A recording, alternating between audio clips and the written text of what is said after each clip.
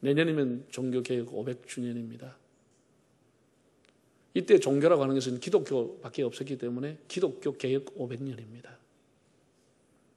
그래서 개혁자의 신앙을 계승하자는 주제를 가지고 제 신앙 목회 철학 중에 하나가 개혁자의 신앙을 전수하는 것이, 그것이 여러분 다 요람에도 나와 있지만 제 오랫동안 기도의 제목입니다.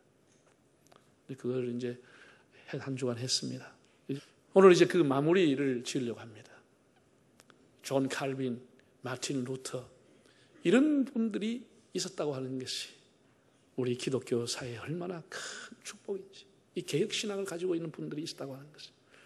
물론 마틴 루터가 1517년에 개혁의 봉화를 든 것, 그것을 기점으로 해서 1517년을 기점으로 해서 이제 종교 개혁을 횟수를 우리가 샤일드하고 있습니다.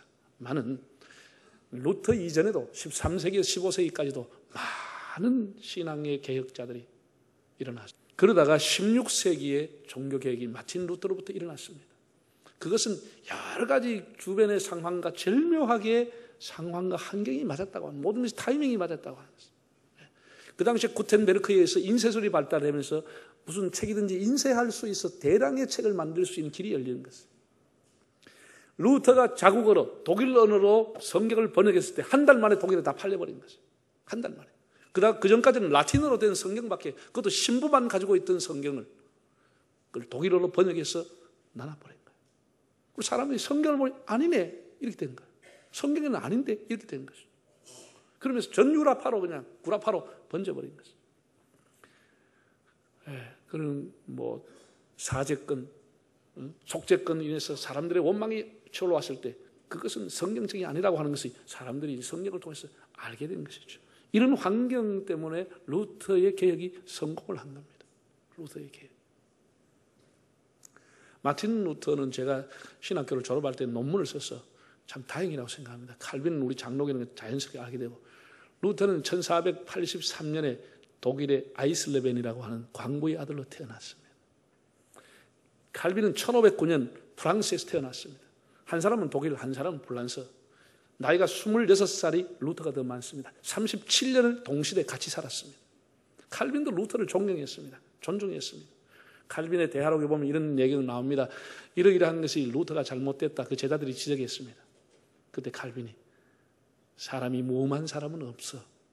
이렇게 위대한 사람은 드문 거야. 그 흠을 덮어라. 더 이상 말하지 말라. 이렇게 얘기를 한 기록이 나와 있습니다. 예컨대 사람을 대해서 조금의 차이가 있는 거예요. 뭐 맞다 옳다 그런 게 참 어려운 건데, 루터는 사람을 3분법으로 생각했습니다. 0과 혼과 6이 있다고 봤고, 칼빈은 0, 6, 2분법으로 해석을 했습니다. 이런 미묘한 차이가 나중에는 큰 차이가 또 오는 겁니다. 성경 해석과 성만찬의 차이가 또 오는 겁니다. 어쨌든 그렇게 동시대 37년을 개혁신앙을 가진 분들이 살았다고 하는 것이 기독교 역사에 큰 이렇게 한 물줄기를 이룹니다. 남한강과 북한강에서 내려오는 것이 만나가지고 한강을 이루어 내려가듯이, 루터와 칼빈의 개혁신앙이 만나가 큰 기독교 사회의 물줄기를 이루는 것이 오늘의 개혁신앙, 소위 말하는 개신교라고 하는 겁니다. 개신교라고 하는 겁니다. 그래서 이 개혁신앙, 이 성경에 대해서 이렇게 바르게 사람들이 성경을 보면서 들어온 게 뭐냐?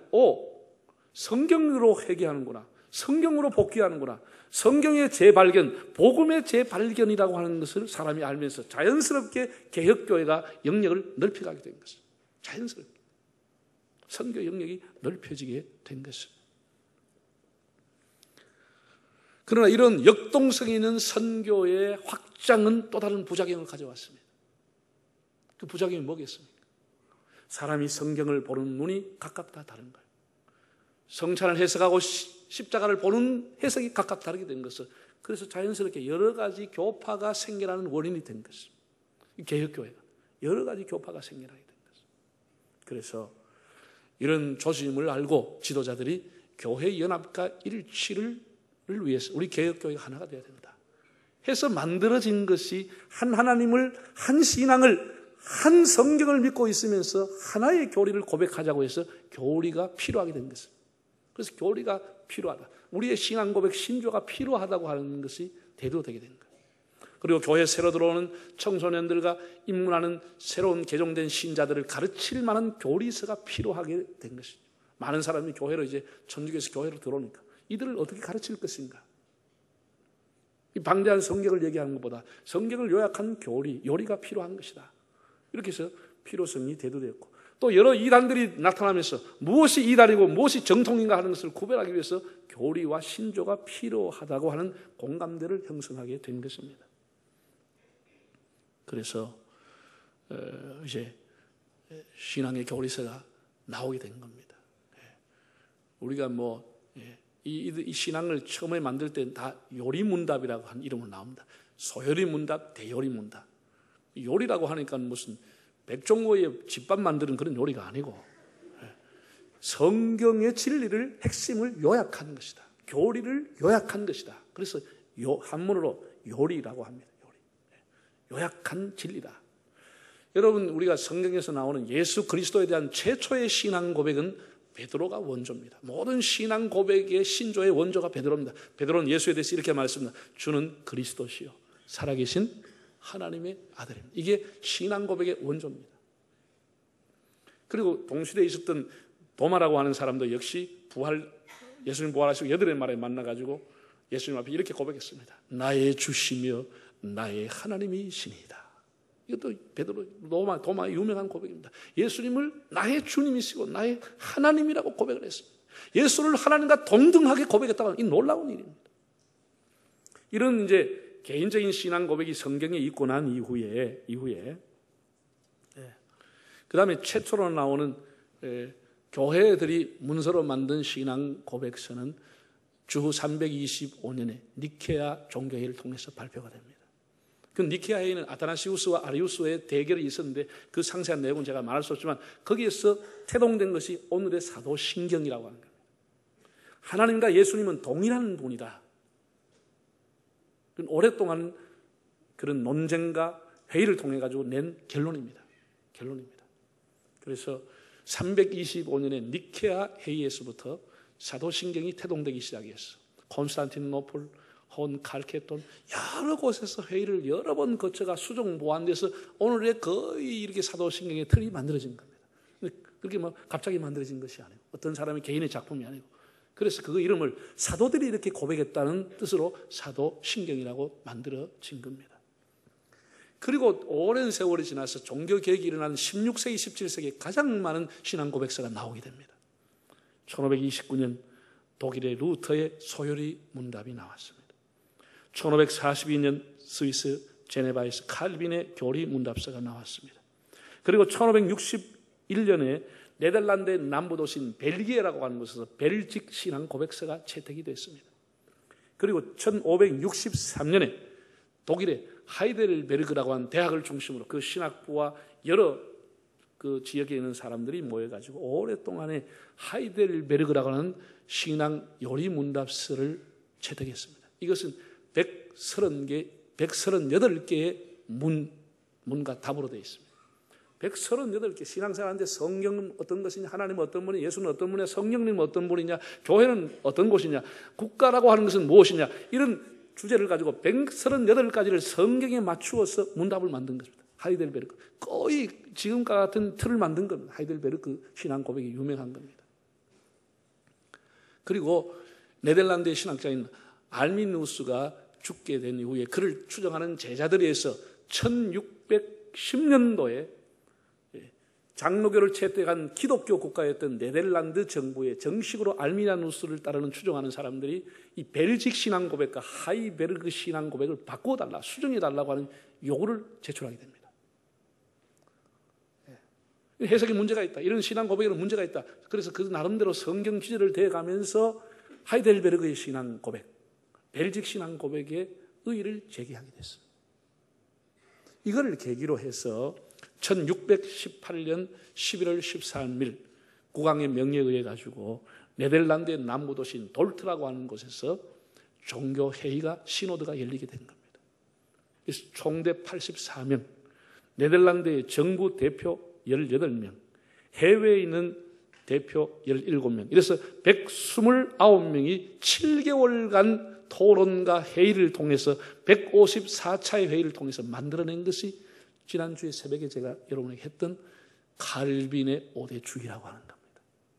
그래서 어느 한 사람, 몇몇 사람의 머리에서 나온 것이 아니고 그런 대단한 신학자와 사람들이 모여가지고 154번의 회의를 거쳐서 만들어낸 작품이 돌트 신앙 고백입니다.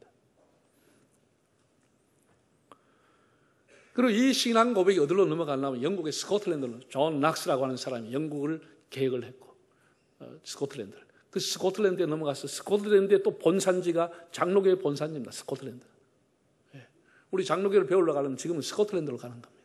거기 본부가 있습니다. 그래서 스코틀랜드에 넘어가서 스코틀랜드 의회가 이 신앙 고백을 채택을 했습니다. 그럼 거기서 끝인 게 아니고 영국의 국교가 성공회입니다. 원래는 다 캐톨릭 한 줄기로 나왔다가 영국의 국왕이 거부했습니다. 그래서 영국의 국왕을 수장으로 하는 새로운 종교인 성공회라고 하는 것이 태어났습니다. 성공회. 영국의 국왕이 수장입니다. 캔터베리 대주교가 있죠. 그래서 이들이 만든 웨스트민스터 성당이라고 대성당이라고 하는 곳에 영국 성공회의 아주 심장입니다. 영국의 성경회가 시간이 흘러가면서 자꾸 이렇게 변질돼 가니까 영국의 국왕과 영국의 지도자들이 장로교 스코틀랜드의 그 칼빈의 신앙을 가지고 와서 개혁을 하자. 성공회를 개혁하기 위해서 웨스트민스터 대성당에서 이 종교 회의를 하게 된 겁니다. 이것이 이제 1643년에서 1649년 2월까지 5년 6개월 동안 1163차례의 회의를 통해 가지고 151명의 총대들이 모였습니다. 121명은 영국 전역의 신학자와 목회자가 구성되어 있고 그 30명은 국회의원 중에 상원 의원 10명, 하원 의원 20명 이렇게 해서 151명이 5년 6개월 동안 1163번의 회의를 거쳐서 만든 책이 웨스트민스터 신앙 고백서입니다. 그러니까 몇몇 사람이 모여가지고 한 게 아닙니다. 하나님께서 그 시대의 최고의 신학자들, 최고의 지성인들을 그 왕과 제후의 명령으로 다 소집시킨 겁니다. 여러분 그 당시에는 최고의 학문이 신학입니다. 철학 이상의 최고의 학문이 신학이었습니다. 최고의 지성들이 모여가지고 5년 6개월을 성경을 검토해서 만든 것이 소요리 문답 107개, 대요리 문답 196개를 만들었습니다. 소요리 문답은 청소년들이나 일반 새롭게 입문하는 신자들에게 가르친 문답이고 196개 대요리 문답은 신학자와 목회자들이 봐야 할 문답서를 이렇게 아주 두꺼운 책입니다. 그거를 만들었습니다. 참 얼마나 놀라운 일입니까? 그렇게 성경적으로 만들어진 것이 이 신앙 고백서가 거기서 끝나는 것이 아니고 이게 청교도들을 위해서 미국으로 건너갔습니다. 그래서 미국 교회가 1729년에 PCUSA가 이것을 그대로 채택하게 됩니다. 2장 정도만 34장, 35장만 추가할 뿐 그 외에는 그대로 채택을 했습니다. 그리고 미국 선교사들에 의해 가지고 1907년도에 우리 조선 예수교 장로의 총회가 이 웨스트민스터 신앙 고백을 그대로 채택했습니다. 그래서 오늘까지 이루고 있습니다. 제가 목사 안수를 받을 때 여러분들 중에 장로, 안수집사, 권사가 되는 사람이 임직사역 할 때 요리문답과 신조를 믿습니까? 그 서약을 할 때 일본어로 하는 서약이 바로 웨스트민스터 신앙 고백을 믿느냐, 400년 전에 만든 이걸 고백을 믿느냐고 하는 그 내용입니다. 여러분이 지금도 우리 교단 헌법을 믿지만 제일 처음에 사도신경이 나옵니다. 신조가 나옵니다. 두 번째 딱 피면 뭐가 나오냐? 웨스트민스터 요리문답 107가지가 나옵니다. 그리고 웨스트민스터 신앙 고백이 나옵니다. 이게 장로교를 대표하는 교리입니다. 그리고 이런 것을 알아야 장로교의 교인이 되는 겁니다.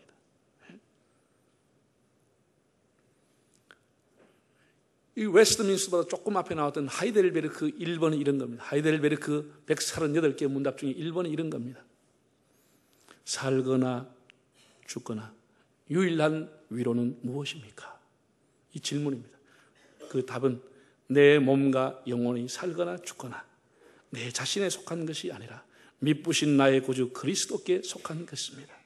주님이 나의 기쁨입니다. 이렇게 하나하나 당신의 이 삶의 최고의 위로가 뭐냐? 내가 예수 그리스도에 속한 것입니다. 이것이 138가지 이런 식으로 다 답변이, 성경을 요약한 답변이. 그럼 우리가 믿는 웨스트민스터 신앙고백 소열의 1번이 뭡니까? 우리 세례받을 때 늘 묻습니다. 사람의 제1되는 목적이 무엇입니까? 그게 1번입니다. 그럼 답이 뭐지요? 하나님을 영화롭게 하고 영원토록 그를 즐겁게 하는 것입니다. 하나님을 영화롭게 하는 것이 우리의 삶의 가장 중요한 목적이라고 고백을 하고 세례를 받습니다. 하나님을 영화롭게 하는 거예요. 그런 질문들이 그냥 대수롭게 나온 건 아니죠. 자, 지난번에 했던 것 그림을 한번 보실까요? 이걸 먼저 보여드렸겠는데 그랬네. 우리 모든 신앙은 하나님의 절대 주권에서 시작이 됩니다. 하나님이 절대적인 주권을 우리를 내가 하나님을 선택한 게 아니라 하나님이 우리를 부르셨다고 합니다. 이 모든 것은 하나님의 절대 주권, 세계 역사가 움직이는 하나님의 절대 주권이다.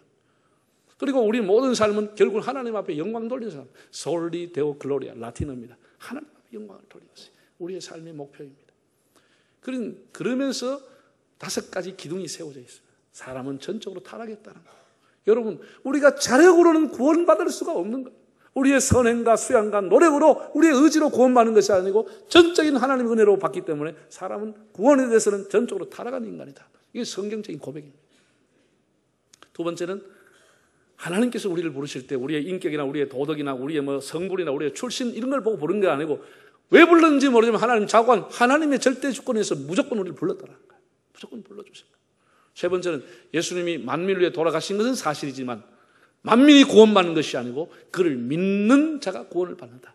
제한적인 속죄라. 제한적인 속죄. 그리고 우리가 예수 믿을 수 없는 사람이지만 하나님의 성령이 우리를 감동했어. 성령이 우리를 감동해서 마음의 문을 열고 예수를 신종하게 하기 때문에 예수를 믿게 됐다고 하는 것이 불가항력적인 은혜를 받았다는 것이죠. 이렇게 된 사람은 하나님 마지막 날까지 궁극적인 구원이 될 때까지 그를 보호하시고 그를 지켜주신다. 이것이 우리가 가지고 있는 구원의 확신, 이것이 장로교 칼빈주의를 따르는 사람들의 고백하는 신앙 고백입니다. 여러분 다 그렇게 믿어지지요? 이것을 아는 것은 굉장한 겁니다. 굉장한 믿음입니다. 오늘 이제 성경 에베소 1장을 봤습니다. 이 에베소 1장을 여러분 집에 가서 자세히 한번 묵상을 읽어보시면 하나님이 우리를 예정하시고 하나님이 우리를 때가 되어 택한 바가 되었고 참 기쁘신 뜻에 의해서 우리를 예정했다고 하는 내용이 골고루 나와 있습니다. 여러분 이 안부를 묻고 난 이후에 에베소서 제일 처음에 나온 단어가 찬송하리로다. 찬송하리로다. 정말 바울이 여기 찬송할 마음이 없고 환경이 아니죠. 그것이 에베소서라는 옥중서신입니다. 연금에 처하고 감옥에 있었던 바울이 쓴 것이 제일 첫 단어가 찬송하리로다. 원망하리로다가 아니고 예수를 전하다가 매를 맞고 감옥에 있는 그가 원망하리로다가 아니고 찬송하리로다. 하나님이 나에게 신령한 복을 주셨도다. 나를 창세전에 만세전에 나를 택하시고 나를 예정해서 구원해 주셨다고 하는 사실 앞에 큰일에게 감격의 찬송을 드리고 있습니다. 당신이 하나님이 부르심 앞에 찬송한 적이 있는지, 하나님이 나를 불렀다고 하는 앞에 눈물로서 감격해 보신 적이 있는지,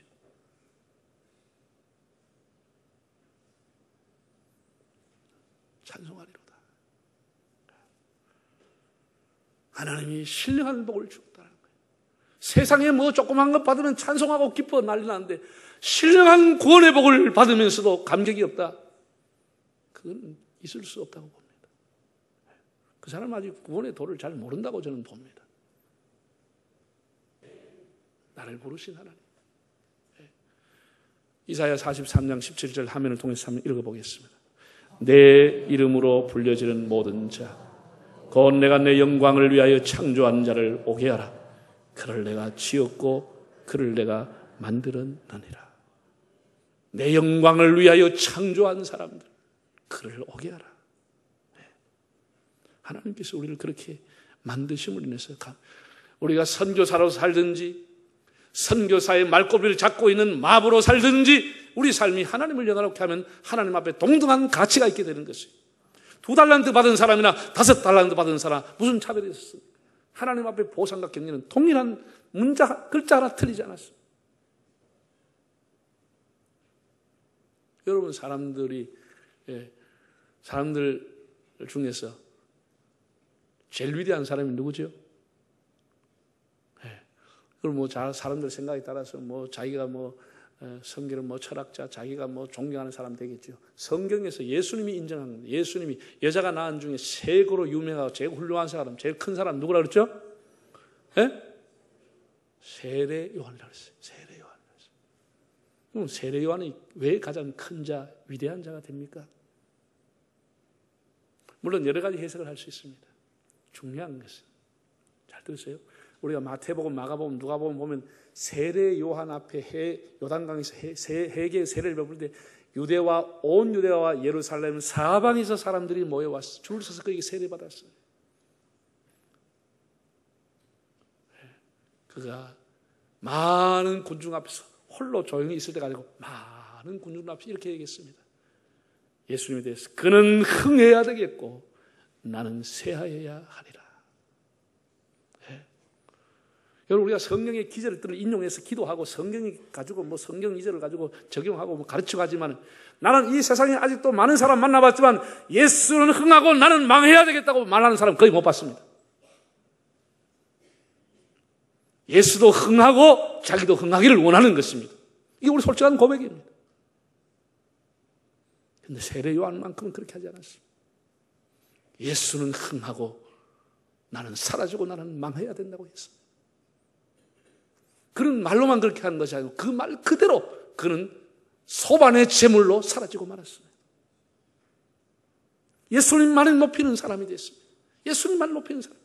자기가 인기가 없을 때가 아니고 인기 절정이 있을 때, 최고로 잘 나갔을 때, 온 팔레스타인이 자기 한 사람에게 주목했을 때, 그 사람을 와서 세례받기를 원했을 때 그는 자기를 최고로 낮춰버렸어. 그는 예수님 뒤에 낮추었어.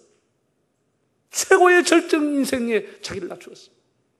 나는 쇠하고 나는 사라지고 예수님만이 높여달라 그랬어요. 그래서 그는 위대한 자가 된 것입니다.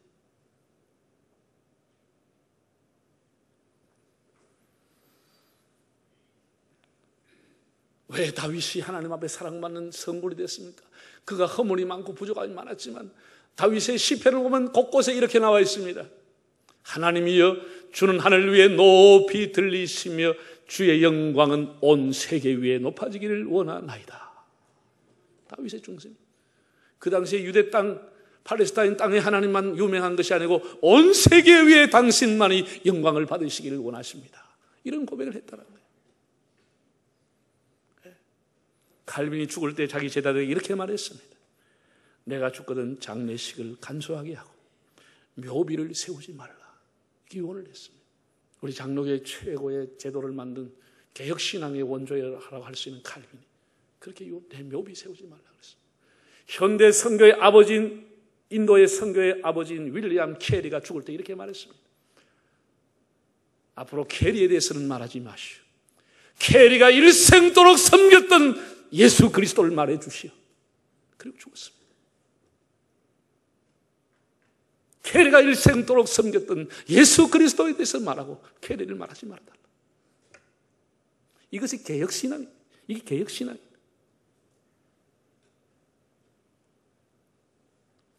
사랑하는 여러분, 우리 신앙의 출발점은 하나님의 절대 주권을 인정하는 데서 출발하는 겁니다.